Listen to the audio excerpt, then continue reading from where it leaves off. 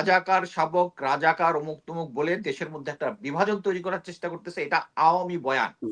So যারা এই বয়ানটা বাংলাদেশে প্রচার করতেছে এখনো, তারা ভারতীয় দালাল। সো দালাল এখন 100%। আমাদের মধ্যে যারা জামাতে আছে, তারা যদি ওখানে 20 বছর থাকে তার এখন বয়স হচ্ছে 70 এর উপরে, 80 এর উপরে। সো যারা ফিজিক্যালি যদি